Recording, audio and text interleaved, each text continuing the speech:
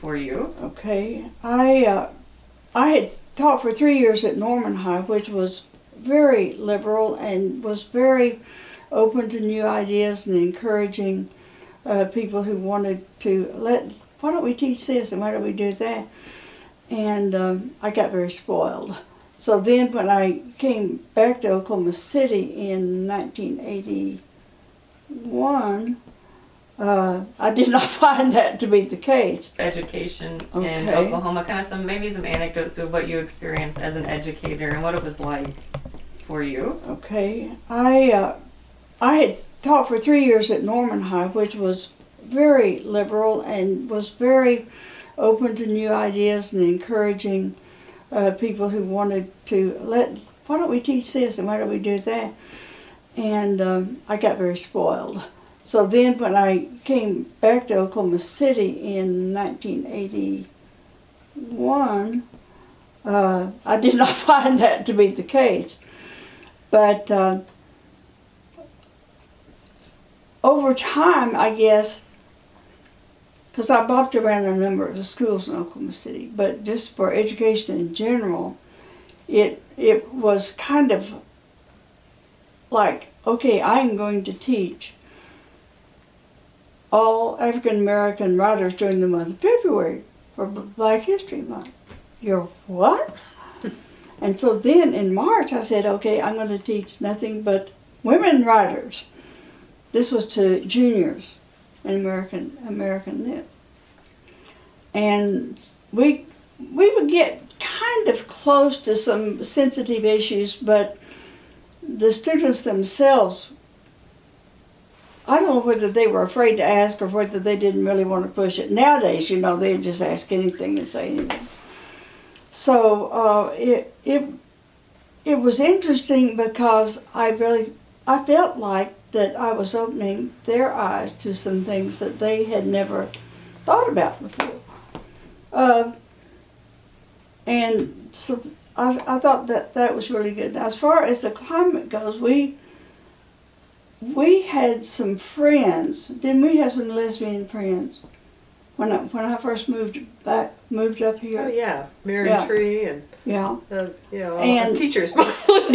They were, but we would get together for things, but as far as in the organization and all, it really wasn't much, other than we were all sad about the ERA not passing, but the whole idea of community really began. And I wish that I'd asked Barbara, I could not remember, I call her Barbara because that's what we called her then, about how she and Murray met. And she met this little old lady. Murray was ancient, and talked her into letting us use this space. And so that's the summer that we went over there and completely redid all the inside of it. And we were there for a number of years. Do you remember what year they bought the other? I don't. I'd have to look it up. Well, I'm sure somebody will have. Margaret will know. But at that time, we would have like small concerts. Mary Reynolds came and then we even brought some people in, from out of town. So, and I've thought about that a lot, because one of the things that first group interview we talked about was a sense of place. How important is it having a place? And so, looking back on it, oh my God, it looked a lot better after we worked on it, but still, it was a place where we could go and have fun and enjoy each other and talk and bring up issues. But it was a bookstore. That's how it all began. And we would volunteer on Saturday and Sunday to go over and have the bookstore open. And then when things came along like the Peace Festival, we'd have a booth there. And so in several different places, Herland kind of became known because we would, have books and have music. And so the community in general, the community of Oklahoma City, then became familiar with it. In education, though, I'm trying to think about how it was very I was very closeted. Because my job was at stake. And at that time, I probably would have been fired. Especially, I taught for a number of years, but I hadn't taught back in the district. So coming back in, you kind of start over with, we don't have tenure, but it's kind of like that, you know. So I was very careful. And yet I also wanted to live as authentically as I could without just saying, hello. So what were some of the things that, I guess it was through my writing students. Because, I mean, English teachers are going to always know their students far better than other teachers will, because if we have them write, then they're going to write about some very personal things, and you give them feedback, you encourage them. And so it just kind of developed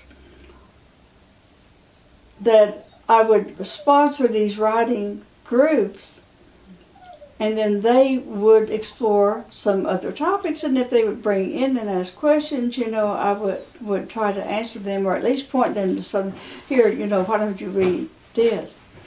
But I know that throughout the time that I taught in Oklahoma City, that last time, you know, there would be other teachers, oh, well, you know your students better than I do. Well, you know, it's a different relationship when they write. And they would tell me, you know, you made me write about this subject that was very painful to me, but in writing about it, I really developed a way to deal with it. I used to have this quote on the board, and it says, how do I know what I think until I see what I say? So everything, you know, went down in writing. And I guess over the years, I always had some gay students. I had more when I came to Classen because of its being the art school there as well. And what I liked about it was that they felt safe. But that was 1994. So there was that whole period of time before then when the students themselves, you know, did not feel safe. Through education, I was trying to let them know that there was a lot of stuff out there that might help them. I guess I was too chicken to just say, here, come under my wing, and yet I tried to encourage them. And it wasn't easy because of the rigidity of the district and the school board, which has always just been, you know, lockstep just in this one little box. It's gotten worse. I don't know what's going on now. It's just a mess. But one of the things, but you also, you know, through your work with the people you work with in parks and all, you had a lot of educational opportunities, didn't you? In terms of what? Well, when you're working with, you've got a young employee and you're working with them, and even if it's just teaching them, you know, this is the benefit of spending time in the outdoors. Yeah, yeah. Kris is director of state parks, by the way. Of course, that hasn't changed. Honestly, the value of outdoors for people of any denomination or any belief is a good thing. I believe that. I think it's a healthy thing. I think it's a way to deal with issues and get rid of feelings that are frustrating you or changing your opinions about things. It's a non-judgmental place to be. Mm-hmm. And honestly, it's taken us a long time to get to the place where everybody believes that. It's really just recently that I'm seeing more of the African American population utilize state parks, and that's important. I think it's important for everyone. So we're working on inclusion, but honestly, it needs to start with where you're working.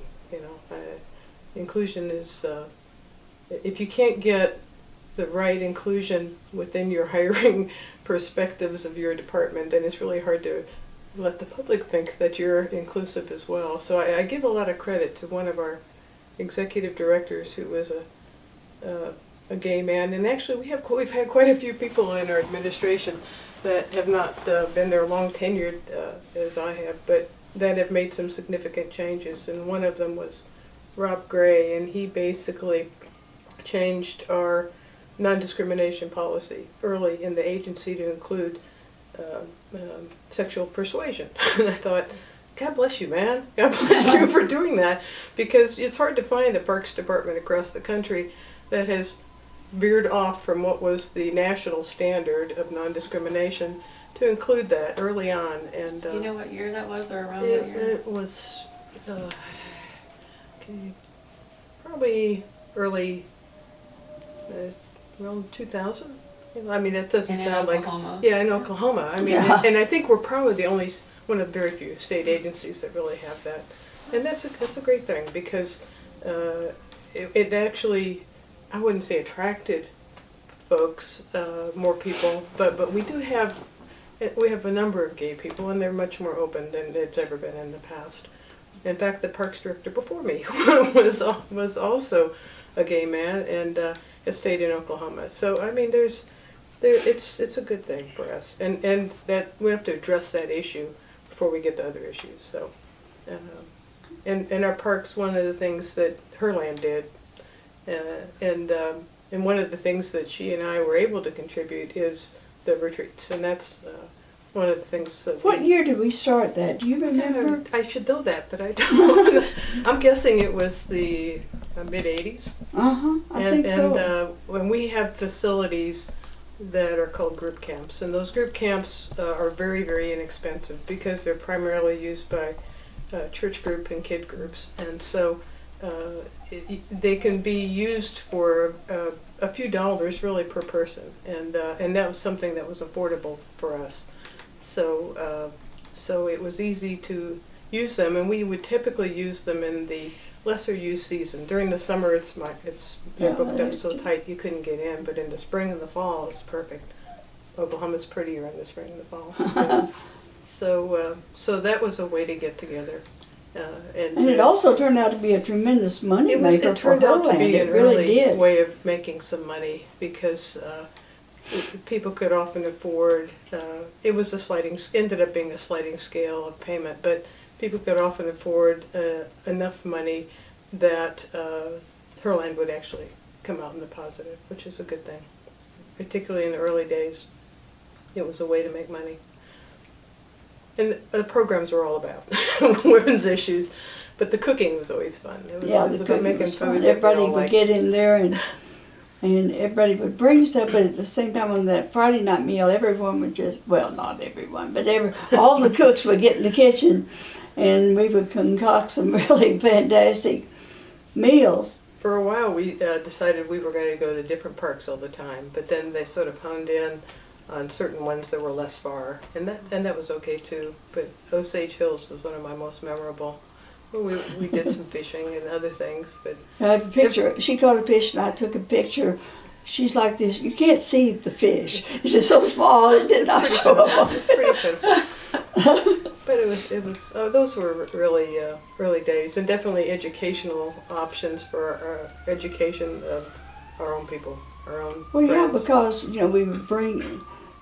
As I said, we first started, with kind of homegrown musicians, and then they would start and bring in several from Texas and Arkansas, all around, and so you would really get to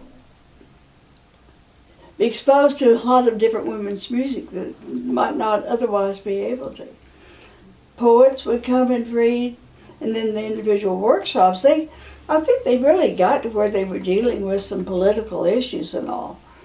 But at first it was primarily, we're going to get together, we're going to enjoy each other, we have things to share, and it's kind of a spiritual charge of our batteries, And it was an option to the clubs, in all honesty. Oh, yeah. I guess when I first came to Oklahoma, I didn't really know. I was early into the gay lifestyle, I had no idea how you get into one of those places, and it was like secret. Yeah. Oh yeah. One of my clients, it ended up being a client, actually owned one of the clubs.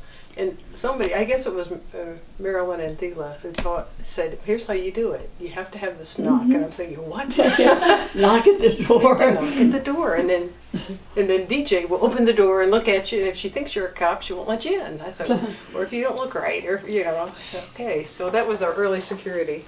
It's pretty funny. But that's you got to know people at the clubs, too. But it wasn't a place to organize. No. Because nobody would, there was a lot of drinking that went on, and a lot of dancing. And so the retreats were a little bit more, you were able to organize because it was an environment where you could focus on issues. And we did a lot of that there. You said that there was this fear that the cops would come, feeling of fear or Oh, yeah. trepidation. And Oh can you yeah, talk a no little doubt bit about about it. Yeah. And why? there were a number of clubs who kind of survived anyway, but there was kind of always this, fear of a raid. I know the guys' clubs would have raids from time to time because they did not necessarily check the age of the people they were letting in. And this particular woman who owned this one club, boy, she was so careful and protective, because we were all her friends. But yes, there was always a fear, and I one of the things I hope is that young women coming up now who make this decision, you don't decide to become a lesbian, but you decide to say, okay, this is who I am, won't have to go through some of the fear. Because it's counterproductive. It doesn't accomplish anything other than give you stomach ulcers.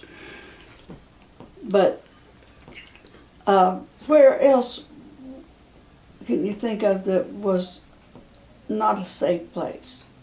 Well, of course, the bars, there was so much alcohol there, and then people would leave and drive home, so they weren't safe. But it was a place to get together. So that's one thing, even in addition to the retreats, that even offering, like on a Friday night, we would have a music event at Herland, because there was no alcohol, there was camaraderie, there was enjoyment, and you felt safe. And then a lot of women came there for that purpose. Oh, yeah. And a lot of our friends and the population overall in Oklahoma, we had a number of friends that had tried the military, and that was a horrible experience for the most part. And there are those that have had alcohol issues, so the clubs weren't particularly attractive. Herland was another option, and it was a perceived a safe option, which kind of surprises me back then. Honestly, it looked like a bunch of women in a store, and I mean, it was in the neighborhood, and the neighborhood has not changed other than that particular building. So yeah, and I think right this was always a good neighborhood. cattywampus, very close to there was this very fundamentalist church. It has changed its denomination a number of times, and the last time I think the building is for sale. But I always had this feeling that they were sitting there, well, what are they going to be doing now? Isn't that interesting? I don't think so. But Probably scared them to death. but it was an option because I'm not particularly fond of the smoky environment. I mean, it was very smoky and a lot of drinking going on. But it was fun, and there were always interesting people that would walk in and we'd meet. Mm-hmm. Why we weren't afraid a little bit, I'm not sure, because there was no security. There was No, not a bit. so we weren't that fearful. At least not as much as DJ. Right. You Give the secret password, But we were young, and what did we know? We thought we could change the world, and I don't know that we did, but we've made some steps. Yeah, definitely. I think you did for sure. Yeah. Met with you guys before.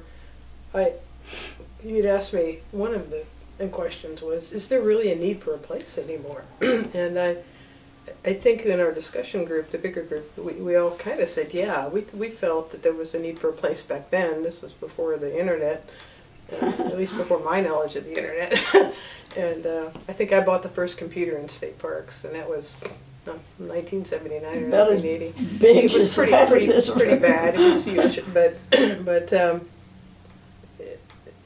yeah. And so after I said yes all those times about sense of place is important, then I asked the 16-year-old kid upstairs, and I thought, oh Lord, what is she gonna say? I said, they asked me a question about place, and I said I thought it was important. What do you think? And she said, of course. That she went on this dissertation about why place is still important, and I thought, oh, thank God.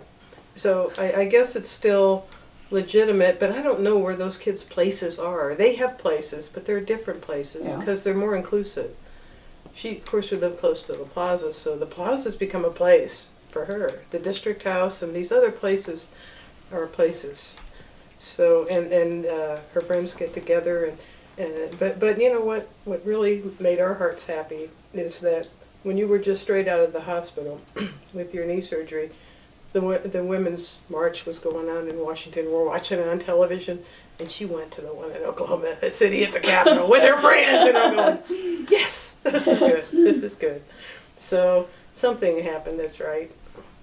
And, she has a friend who's a lesbian, and they were friends before Jake came out, but now they're really very bonded, so they do a lot of things together. And I think it has enriched. Certainly it's made her more aware of the world and what's going on in it. Mm-hmm. But and if you have a child that is gay, you're more concerned about the political climate of things. oh God, yes. Yeah, This young girl's mother cried for a month after the election. Yeah. So, but I mean, they're stronger. They're stronger, and they're more open. They're joining in the fight and the discussions about immigration and everything else. It's not just about their justice; it's about everybody's justice, and I think that's good. They have this inclusion automatically.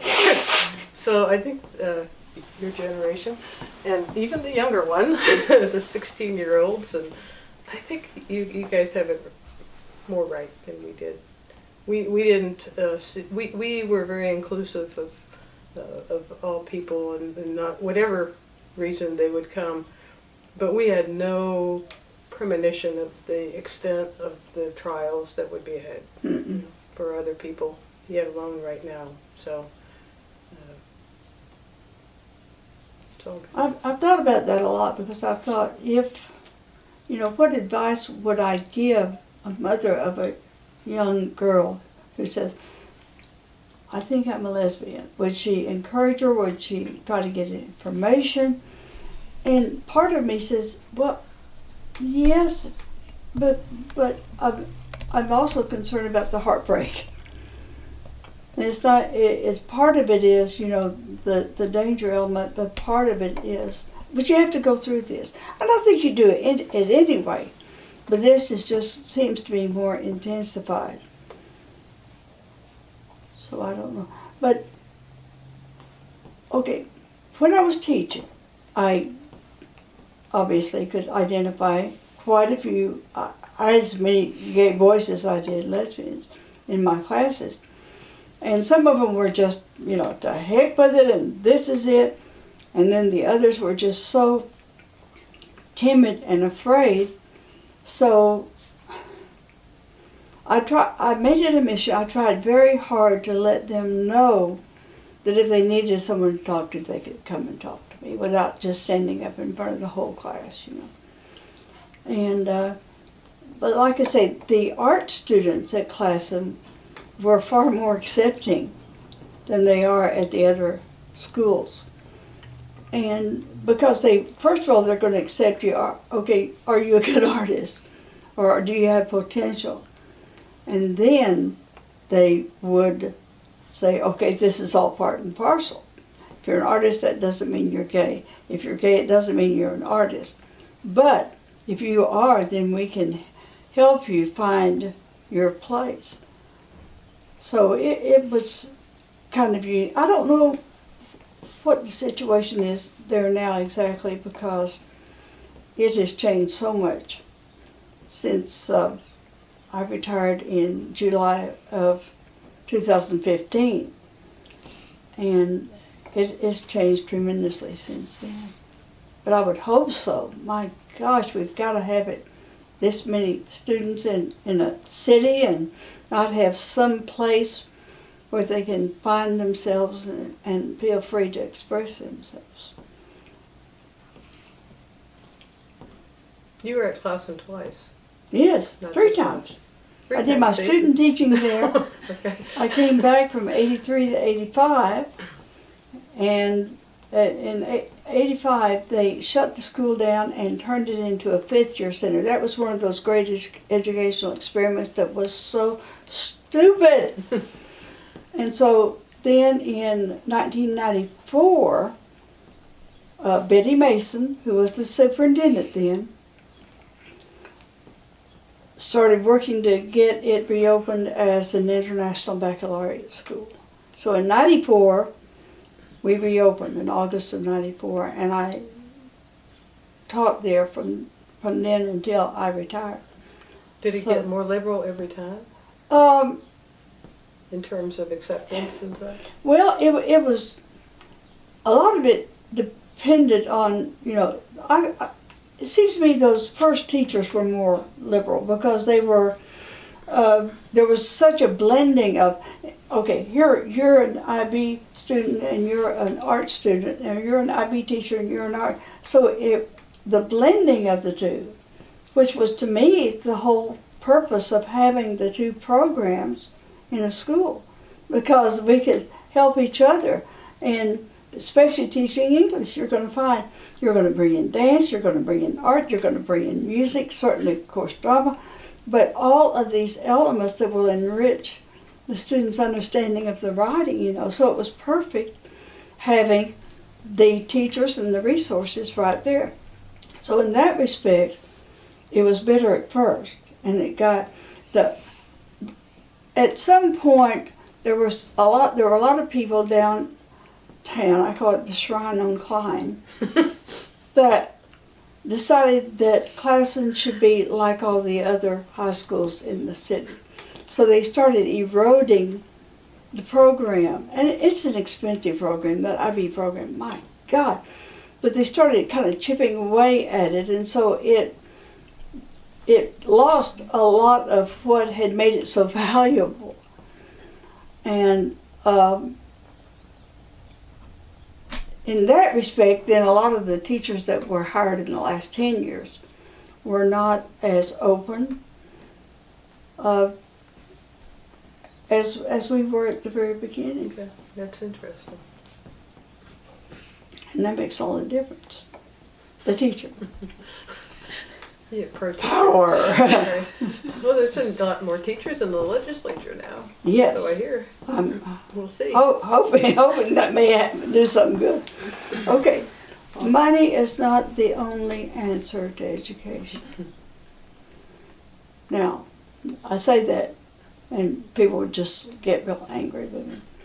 Yes, teachers need to be paid more, and they've got to figure out some way to reward the teachers who are good teachers. And what are you going to base it on? Test scores? Well, that's the way they do it here. And so in the IB program and in an AP program, if you have students who pass those exams, then you get a bonus. At least you do here. And that is good. It's rewarding, because, the extra work is just incredible. But it's the learning that the kids get, that really is beneficial. But what our argument was, well, you pay football coaches for winning seasons. They spend extra hours. So we got them to agree, to a bonus there. But I don't know. I'm real conflicted about the whole. If you pay everybody $10,000 more a year, there's some that don't deserve to be paid $10,000. And so, who's going to make that cut? Well, the people in charge of deciding that, I don't have a lot of faith in them. So my mom's a teacher in Florida, and they did the Gates grant, Uh-huh. and they actually trained their peers to observe them, Oh my God. and it was so off. And my mom goes from year to year. Sometimes she'll, what was it like? Well, you were more, you're, as a state employee, you were closer to the influence of the political climate. Reagan, we had actually a Democratic administration here in Oklahoma when Reagan was president. There were some bad things that happened, but they were specific to state parks, and you're not really interested in that. But because when it's Washington Republicans and Democratic state at that time, at least in terms of Oklahoma, they didn't like you. But we weren't Democratic for the reasons that made us liberal. We were just Democratic for other reasons. But we didn't get any favors from President Reagan, that's for sure.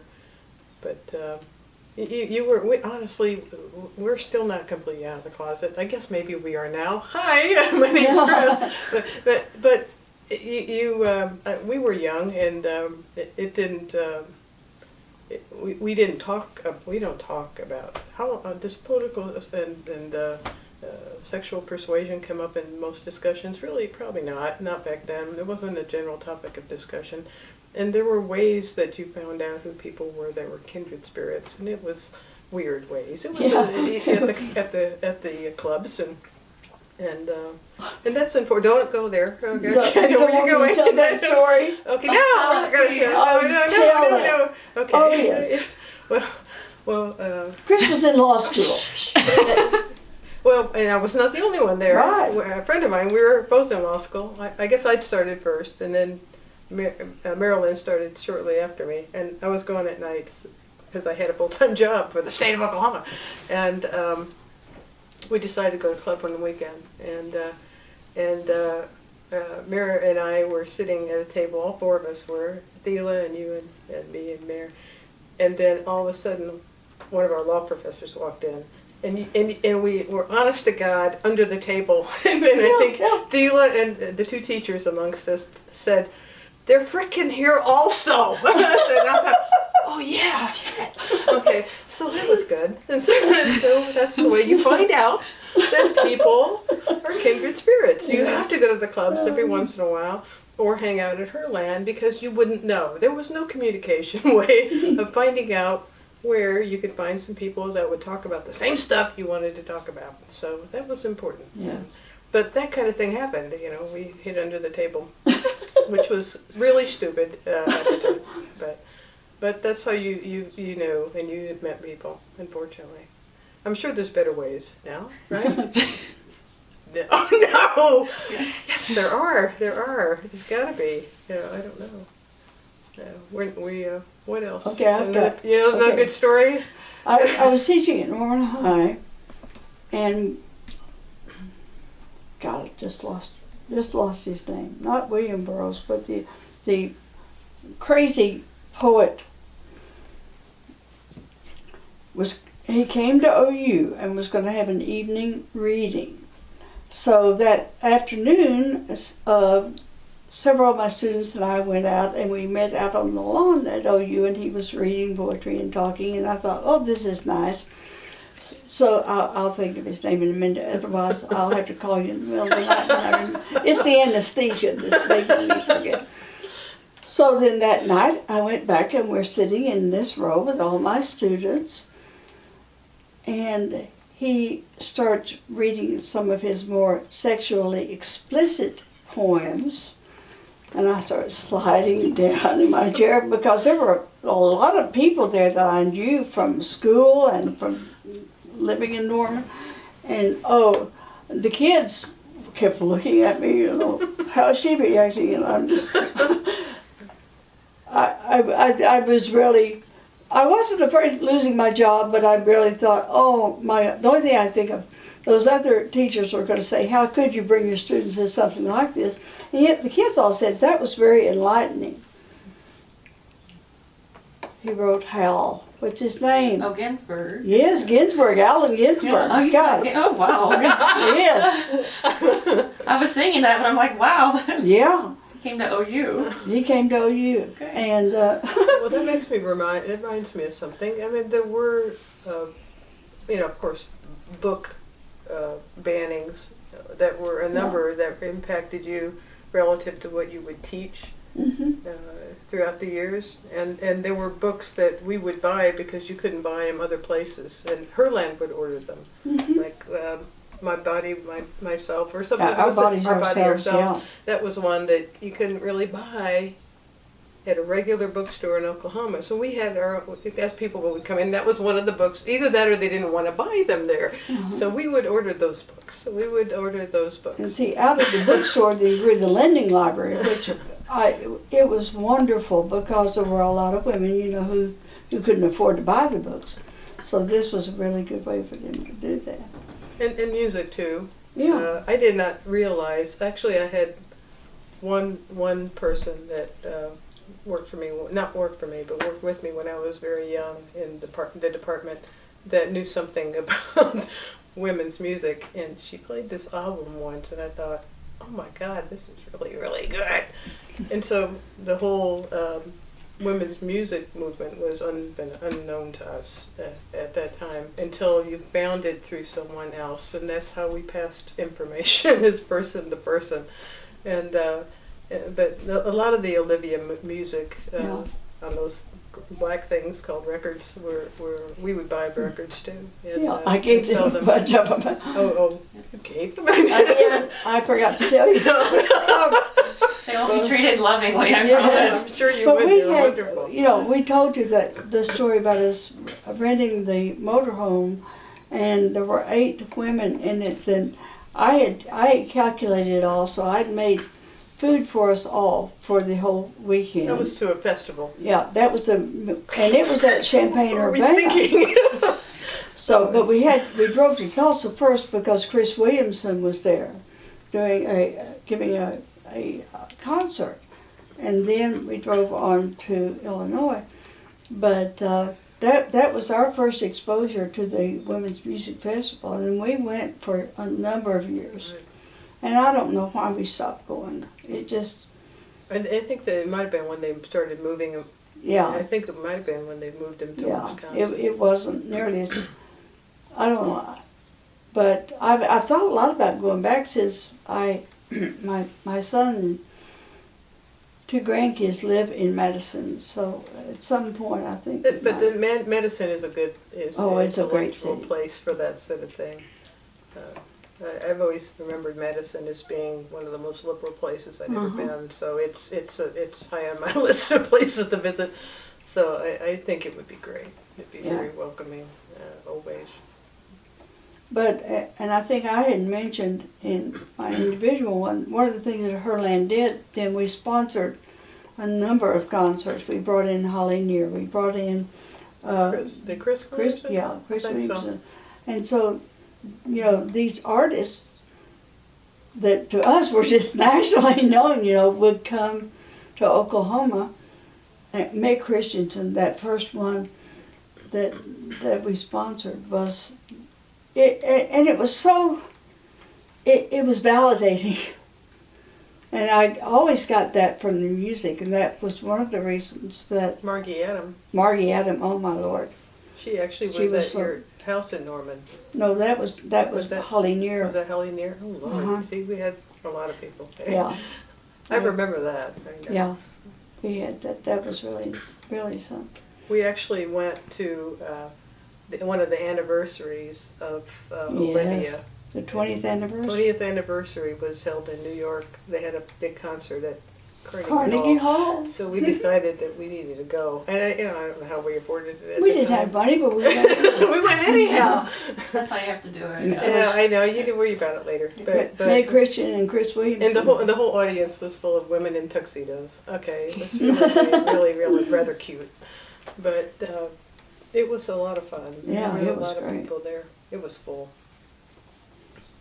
But I always had felt, of course I've got a background in music and studying and so forth, but to me, this was what was going to really help a lot of women that we might not be able to reach otherwise, and that the music gave you just such a feeling of power and an ability to connect with others, even if you never met them. Peggy Durham had this monthly newspaper called what was it called? And so I wrote some album reviews and concert reviews, but I never will forget, I was in my room there at Norman High, and I was reviewing Chris Williamson's record, and so I had it playing all day long, and I would listen and I would write it, and all the kids were coming in and out, and oh, who is that? And they were really enjoying the music as well. But we kept up with going to a number of concerts in Texas. We did. But we just got very tired. Well, and I guess that's we are kind of at the tired stage, but not yet deciding to not do things, because we have opinions and have passed them on to younger people, which I think is what we need to be doing. And I think that's happening in Oklahoma. It just seems so slow, you know. Our disenchantment here is growing, and in fact, I think even with the woman governor, we're not moving forward. We're moving, unfortunately, in a more conservative. Oh yeah, she hasn't she hasn't done us any favors, that's for sure. Well, but I hope there's someone after her, and I don't know. You're already leaving Oklahoma. God bless you. You kind of go into a bluish state. Yeah, parts it are is. yeah, bluish. It's bluish. Yeah. It's much more bluish. Well, we talked about moving to Mexico for years. But I think we need to win the lottery to be able to really do that, right? So. Well, do you have hope for the future, though, in Oklahoma? Do you think that it will get better? I know a lot of people here that it seems like, of course, if you look at the neighborhoods, every time they redistrict them, they cut down some of our ability to vote in a collective fashion. This is one of those blue neighborhoods. We used to have 3 gay couples on this block, so I think we still have 2. No, we still have 3. We have 4. So I mean, there are areas, and our persuasion goes with political voting. So I don't know. I don't know either. It's just not. We just don't have enough. Don't have enough votes. I'm not sure what it would take. But do you see a cultural shift? And I see this, I think that Herland helped a lot with that as well. So do you see hope in that you're seeing change, maybe not politically at the top, but maybe in the local day-to-day level? Yeah, I think so. I think the level of acceptance is improved, but it's not reflected in the way people vote. They're still very conservative band. Hello, Lara. That's my daughter. I don't know. I mean, I don't know. I'm glad to hear you say you think it's possibly better. I think that was our goal. Yeah, and I'm thinking of one thing in particular. You can go into the few bookstores that are left and find a pretty extensive catalog of writings by and about women and about lesbians, and I think that, and it's just not that big a deal as it was. So I think there's an awareness, and it may just be people going in and ordering and saying, "Will you get me this book?" And I think that is improving, and I think it will be more so with people of your generation who are eager to read, not just about someone who is a little bit older, who has gone through a number of things.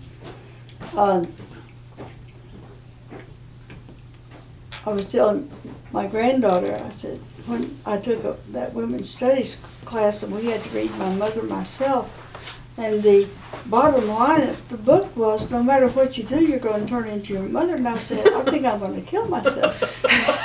And so the teacher then said, here, read. And she started giving me some other things to read, you know. And it was just like, I needed some ray of hope there. What a nice So thing it was to tell Audrey and someone. Rich, you know, Audrey and Rich who pulled me out of that. But Well, and other writers that, of course, your May Sarton collection, she clearly was significant to you in oh gosh, terms yeah, of touching your feelings. yeah, and And she was a writer. And got she all of these books, and then you come to this one, Mrs. Stevens, Here's the Mermaid Singing, and that was her coming out book. And of course, a lot of people read it and didn't even know. But if in reading her journals is where you really got to know her. That's But- what that Canadian film is about, right? It's an adaptation. I can't remember who the director was, but there was a film that I watched in a class last semester that was it was called I Can Hear the Mermaid Singing, and it was a coming Oh, out story, yeah, but it was like underneath a whole lot Yeah. of other things going on. So I Yeah. wonder if that's what that It was really adapted was. from. I can remember taking a student to see. I'm just You did great. okay. The foxes. The Foxes? There was a movie like that. I'm not quite sure that. Okay. Sandy Dennis and Keir DeLay, these two women were living on this farm, and he comes to the farm and they hire him, and then there's a fox that keeps getting into their chickens, and he kills the fox, and then he chops down the tree, and it falls on. He was making advances to one of the women, and then he chops down this tree, and it falls on the other one and kills her. And I'm sitting there. I couldn't even breathe through the whole thing, you know. It was just like because it was very shocking for the time. And I guess maybe what was I afraid? Somebody's going to see me there with a student and say, oh my God, why are you taking her? It was kind of the same but thing. teachers were not always protected, and you That's know right. that. So no one's protected, really. It's not against the law to fire somebody Right. because they're gay, except maybe in local. There's the schools, I guess, have a little bit of protection. Yes. Yeah. Yeah. I think so. But part of that is you establish a level of rapport with your administrators. I have the pleasure of teaching with some really wonderful principals. And then there were a few when I would say, oh my God, it's the principal the thing. You know, yes, it is. But just because one in particular, she and I really got to know each other very, very well.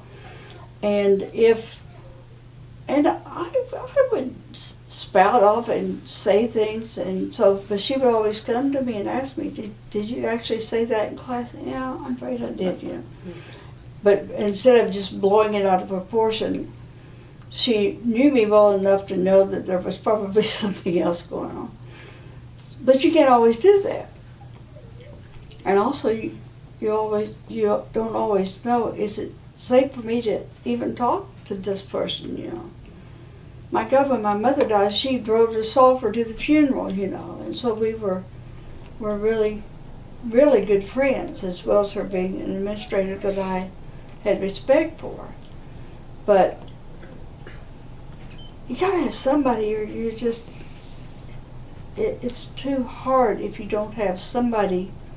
Doesn't have to be there at school, but somebody that you can call or text, say, you know, I'm really having difficulty with this. James Baldwin, I've been so interested, I watch Book TV every weekend, but there's this whole there's a new movie out about him that's all of his words. And I discovered him in the early 1980s when I was teaching. And I remember teaching The Creative Dilemma to a group of students. And we went right, because I gave the background. Okay, when he was 14, he was an evangelist, a traveling evangelist. His stepfather took him all over New York and exploited him for money. And then he said, I can't live like this anymore. And I said, he was young and gay and black, and he knew he was supposed to be a writer, and the only way he could do it was to leave, not only leave the New York, but to leave the country, and he went to France, of course, to live. But that was kind of shocking for that time, but I so wanted them to listen to his use of language, which was so absolutely wonderful. One of my students is writing a thesis about really? right now. Actually, they're talking about queer longings and Eldridge Cleaver's. In preparing for AP, you would just take a short passage, and then have students write about it.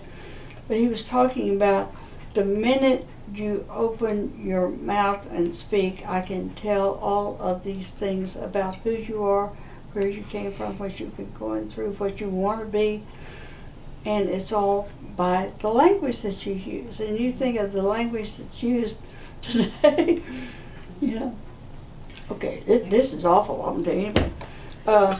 Well, I was just thinking too of another Baldwin. We can stop talking about Baldwin now, but I've been on the Baldwin kick too. To John Marshall for 9 years. It had a horrible reputation. It had been really good, and then it went phew. So I remember walking the first day, and this English teacher said, "You're not going to have any good students here. We don't have any good writers here." And I thought, is that true? And my whole first semester there, I thought I was going to die. I couldn't stand it. It wasn't the kids. It was the other teacher. So, you know what? I found some wonderful writers and some really smart kids, and I developed programs, and we did wonders. But my last year I was there, I was upstairs, and I was cleaning out some stuff after school, and these kids were out in the hall yelling up and down the hall, "Mother this, mother that." And I went out in the hall and I said, "Do not use that language in the building." And they didn't know what I was talking about. That's all they heard all day long on their whatever music or rap or whatever they were listening to. And it was just language. It didn't mean anything. And to this uptight, past middle-aged white teacher, it meant something. But it shocked me so to realize that it wasn't that they were being disrespectful. They had no idea that it would bother anybody. But I did finally convince them there is an adjective other than mother.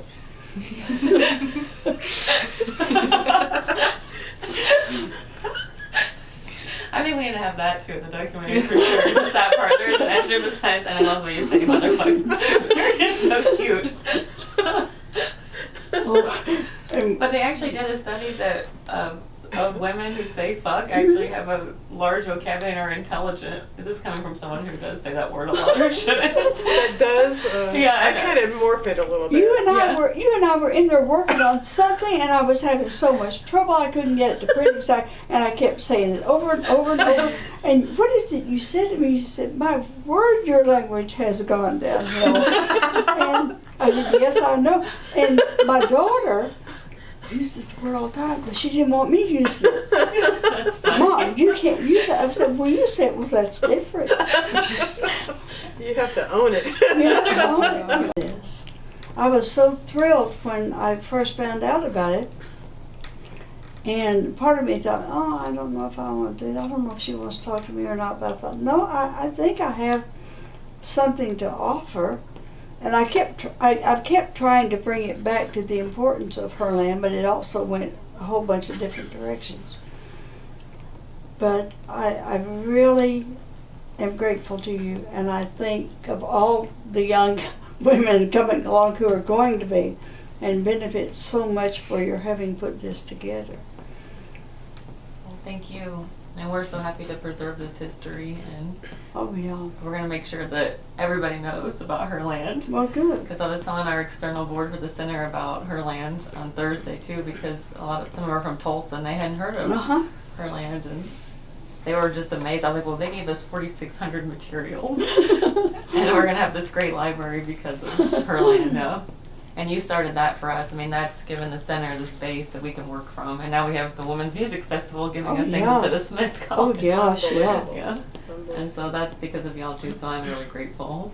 It's Well- not turf war with Smith College, though. I know. I don't want to, but I'm just like, I'm just so proud that they wanted us over Smith Right. College. I was like, Right. So, do you have anything? you're a lawyer, sum it up. Well, no pressure. I do opening statements, not summarils.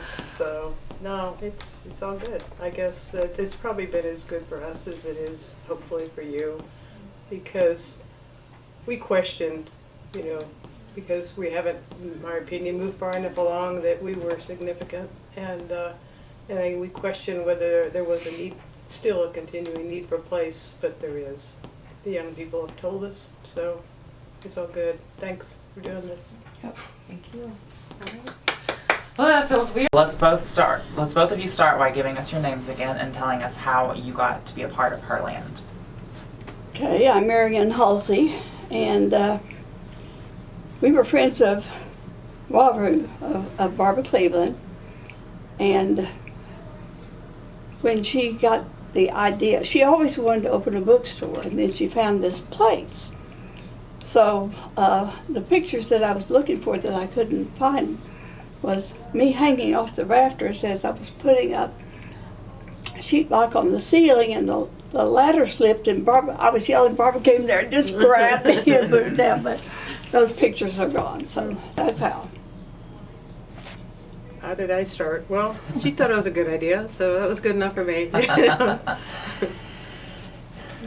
Yeah, it was a very good idea because, first of all, the idea of a bookstore, because by that time we had been to several of the National Women's Music Festivals, and I loved all the authors they had there, and I loved the opportunity to buy books, so this was, okay, we're going to have a place here that's going to get the books, and also the sharing space, so, okay.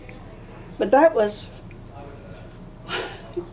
somewhere. I know that Lindsay had the dates, the years, and I'm not sure. I can't remember exactly when all this transpired.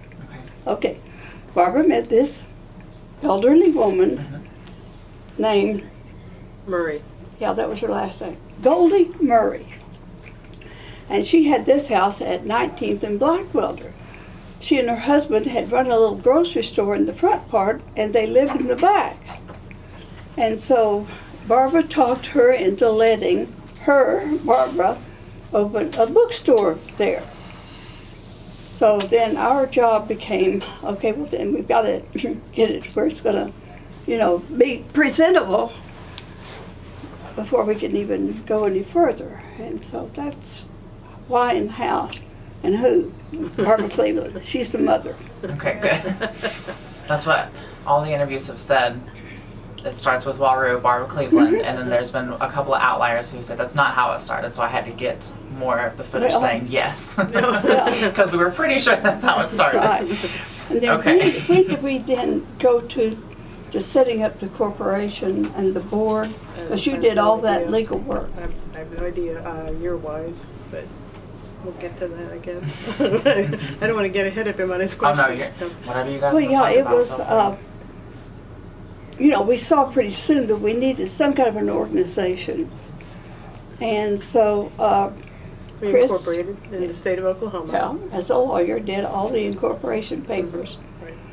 And one thing, I just know somebody at the Capitol was just cackling because the officers listed were Sister 1, Sister 2, and Sister 3.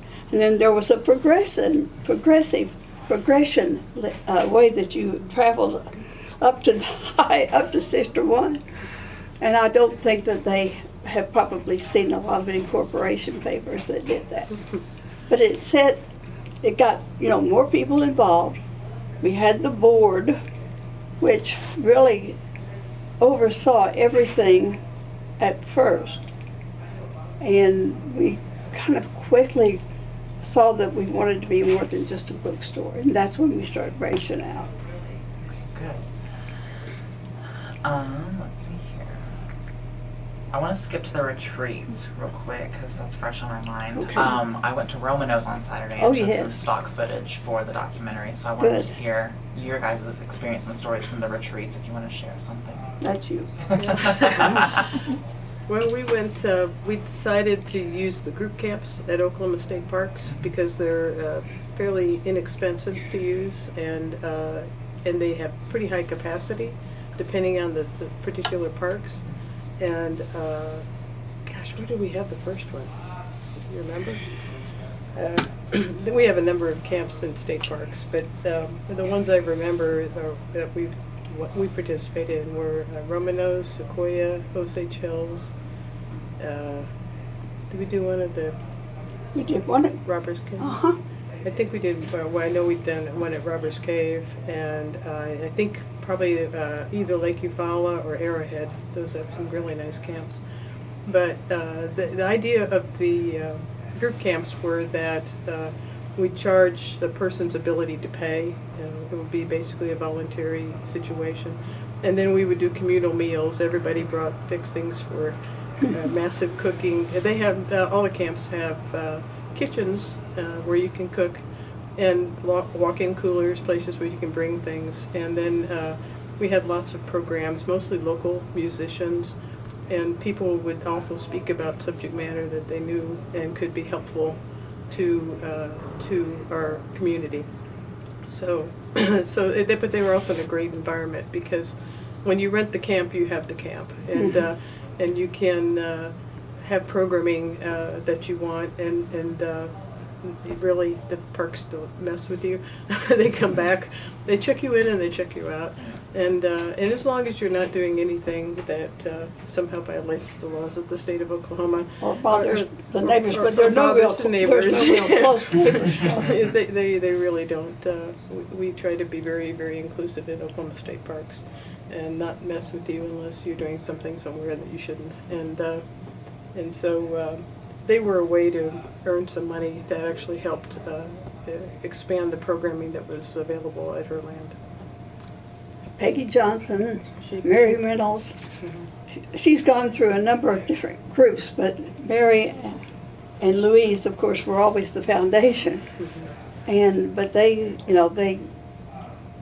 attended and were able to present music programs. And then we had small discussion groups about various issues. Yeah, and we'd also use some of the amenities at the park. There were places to swim often, places to ride horses, or We even went play fishing. golf and go fishing. Yeah, I never caught anything worth speaking about, but there were lots of things to do, and the sleeping accommodations there too. Primarily cabins with really bunk bed kind of facilities, like for when you were in camp when you were a kid. But that was okay for us. We had plenty of space, and being outdoors is a good thing.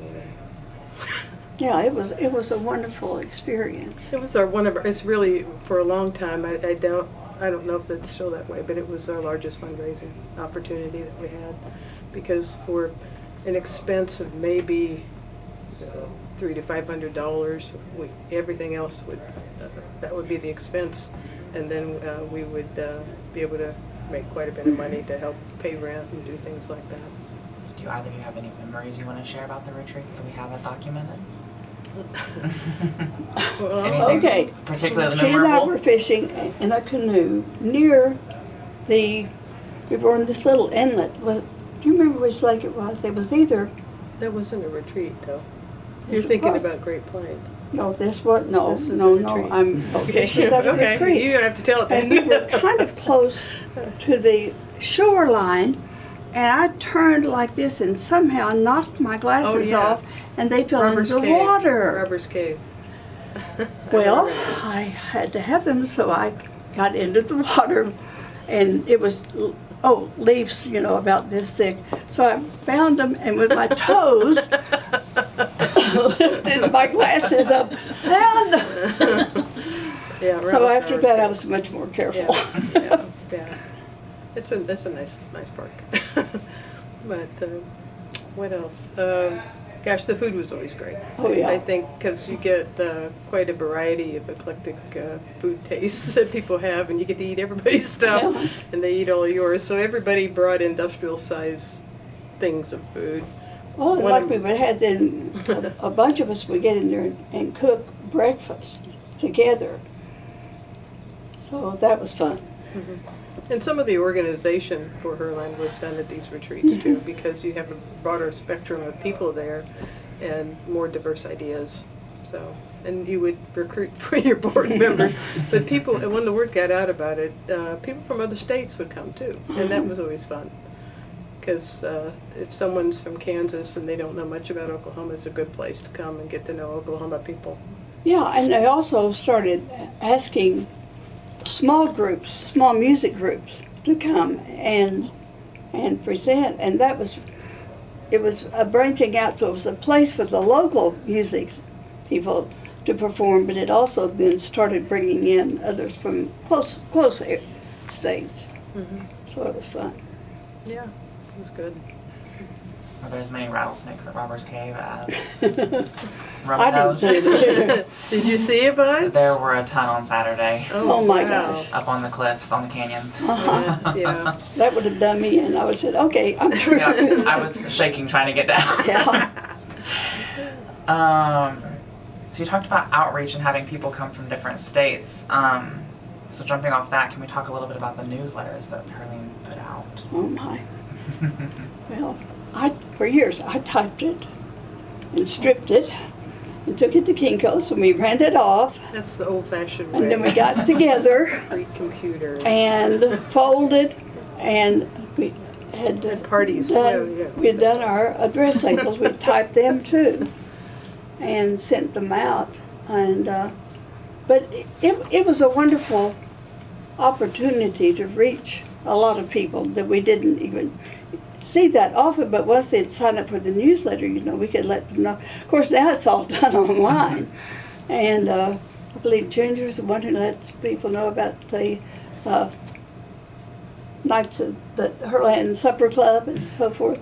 But it was fun because I was at that time a journalism teacher, so this was what I was used to doing. But it really established, and then we began, including some poems and things of members of the group, or just people that we knew who wanted to see their work. And but I can't remember exactly how long, but it was a number of years that we put out The Voice. And then, of course, I said, we finally reached the point where we said, okay, we're just tired. Somebody new has got to kind of take over some of this. But it was fun. I enjoyed doing it. Ditto. I was pretty good at putting the labels and labels things on. But it was fun because we just sit and eat popcorn and talk to everybody else. Everything was an assembly line. So. Yeah. But it really served a purpose of keeping people aware of some of the things that were going on, as well as issues, Yeah, that was a good way to communicate at that time. Yeah. Lots of Instant issues. communications really have kind of ruined the anticipation of these things, So, but that was a part of the mission too. At the point where we developed the corporation, we also had some nonprofit, and basically it's an educational organization, which there was plenty of education to be done in Oklahoma. A lot of issues were coming up, and this was a way to get people together and to get them thinking about what was happening and what could be done to make things a little bit better living in Oklahoma. Did the newsletters play into helping get funds for Fox v. Fox at all? Or was that more of a local? There was, I'm not, I think Margaret could Yeah, probably Margaret speak better to probably that. knows more about There were, that.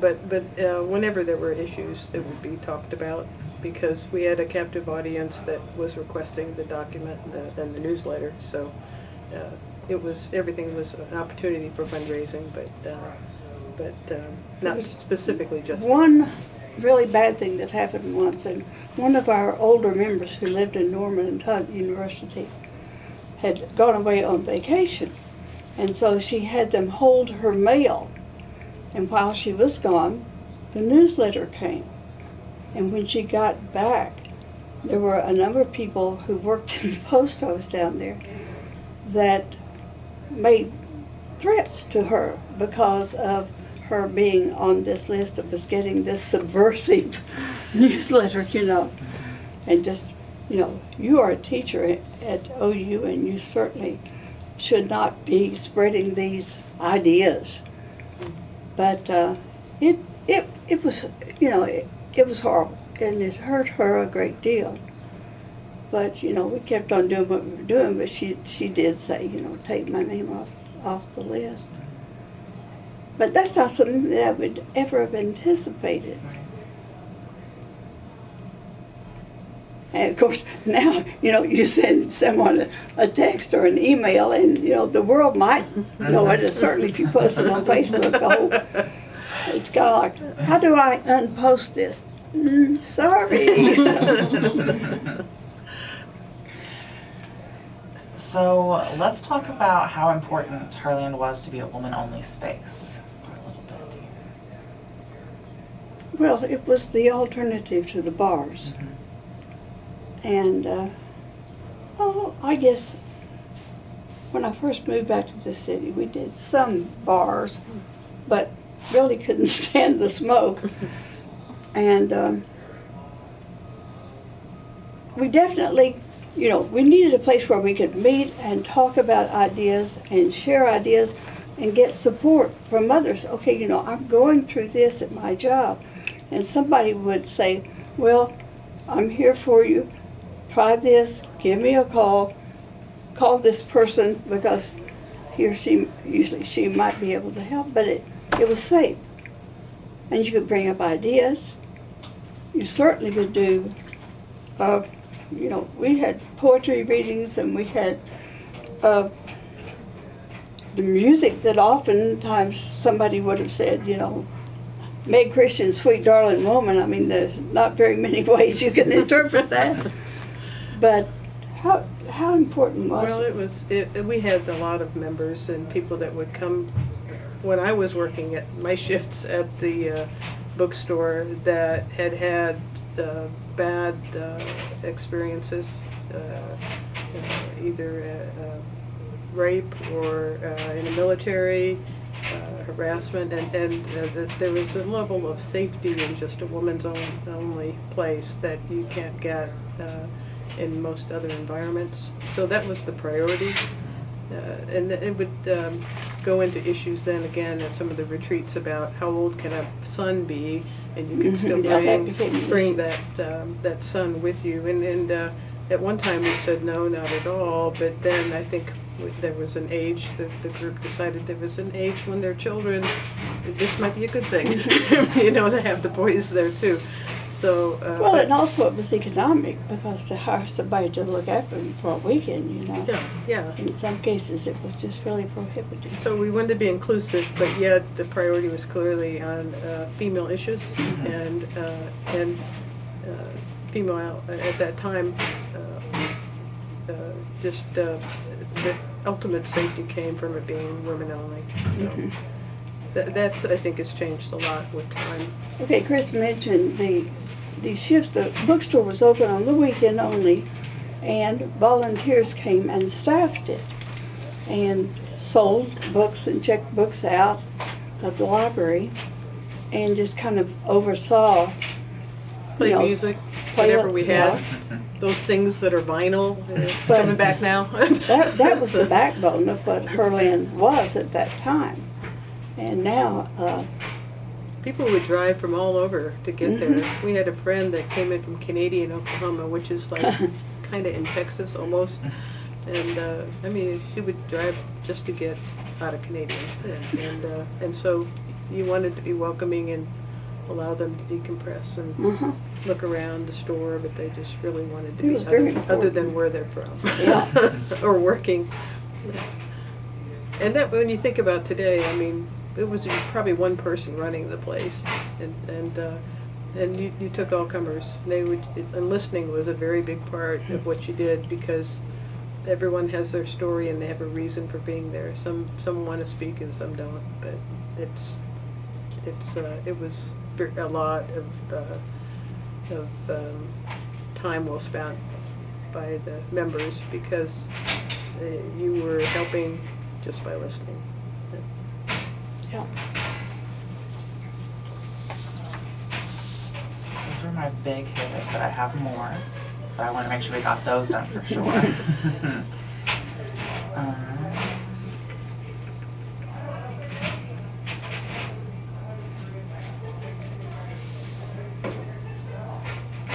Can either of you speak about Herland's role in the women's prison outreach, or should I save those for Pat? Because I think I remember Pat having a lot to say about I, those. I really do not know. Okay. I thought that was a Pat I think question. that's definitely a Pat question.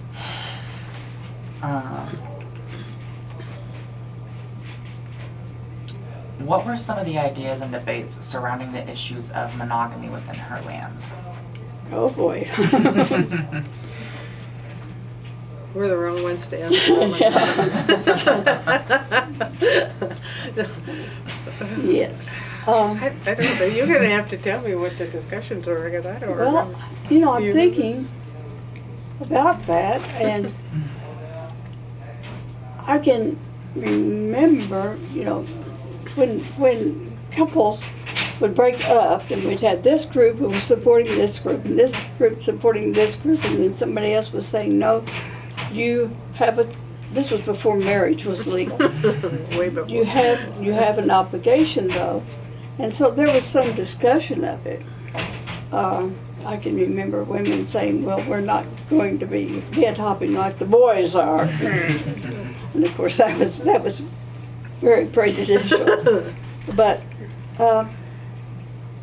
as a group, If there was a group consensus feeling about it, it evaded me.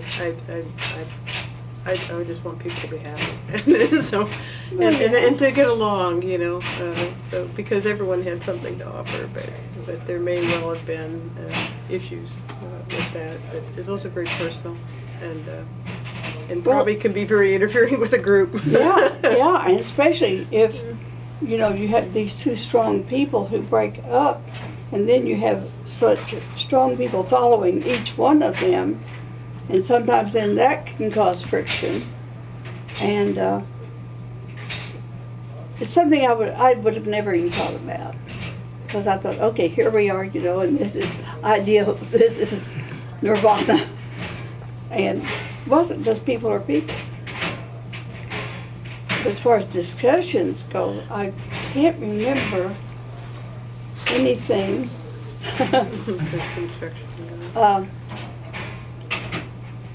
I'm sure that there might, because we had a number of people who were counselors, and I'm sure that they may have offered help, you know, when this would become an issue.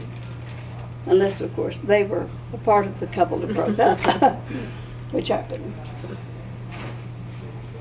Sorry, Kris, you mentioned consensus. A lot of the topics of the interviews have been about consensus. Yes. So Yeah. what was the, I think the question we had was, what was the importance of consensus? But I don't really like that question, so I'm gonna go off script. How did you guys, how were you able to maintain and reach consensus so often?